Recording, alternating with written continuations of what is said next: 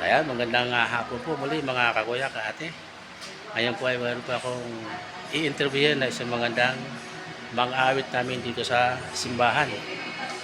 Ayan, papakilala ko sa inyo. Ito po siya. Ito na pangalan mo. Ate Leona Julian. Hmm. Ano ba ang iyong ano dito? Yung iyong Layunin Layon. ng Yung ano mo? paglilingkod. Oo. Nais kong pasalamatan ang Panginoon sa mga ginawa niya sa akin, sa mga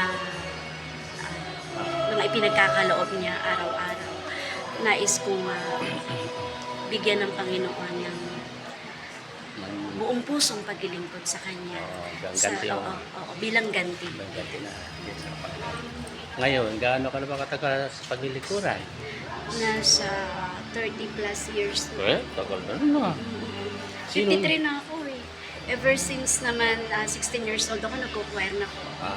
Nag-choir ka muna ng una. Nag-choir muna ako and then nag-left. Kaya pala, maganda ang boses Ah, mo. thank you. Kaya pala, ikaw ay ang aming salmista. Siya po ang aming salmista ngayon.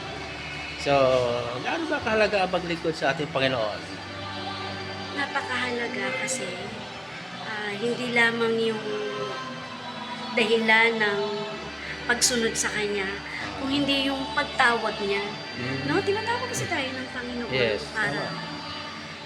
makaakay tayo. Yun. Oo, yun. Unang-una, hindi lamang yung nabago ako Hmm? or naakay ako, kung hindi yung naipabahagi ko sa aking pamilya. Yun. So, ikaw ba ay dati gusto sumasali sa amateur nung ikay bata pa? Mahihiyain ako. Eh, bakit Pero ito? dahil sa Panginoon, Nawala hiya mo? parang ang boses ko sa Kanya, gusto ko sa Kanya. Sa kanya mo inalay, hindi sa amateur. So, yun, Ay, napakaganda. oo, naalala ko. Sumali Sinali ka pala rin? ako noon na nag-first prize ako. Hindi, oo, tamang-tama. kalimutan mo na. Oo, kay Ate Leonie si Kenya noon, wala kami, pagbili ng bigas ng time na yun. Oo. Oo. Tapos, parang libangan na.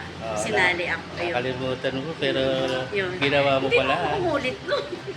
Ayos lang yun. Yes, siyempre, may boses ka naman na tinatago. So, nilalabas mo ngayon kay Lord. Ano? So, pwede ba tayong mag-invite sa isang mga kagaya mo, mga awit dito sa ating inasimbahan?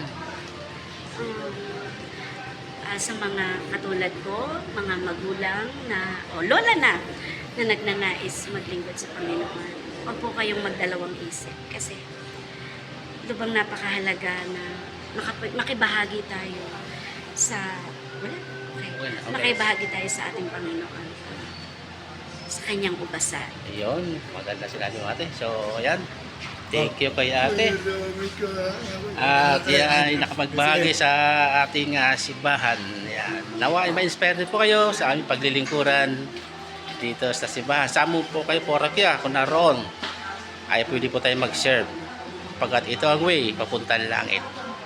Sa kanya ang daan, ang totohanan. Walang makarating sa Ama, kundi sa pamagitan ng anak. Dadaan muna tayo sa anak. So, God bless. Thanks for watching.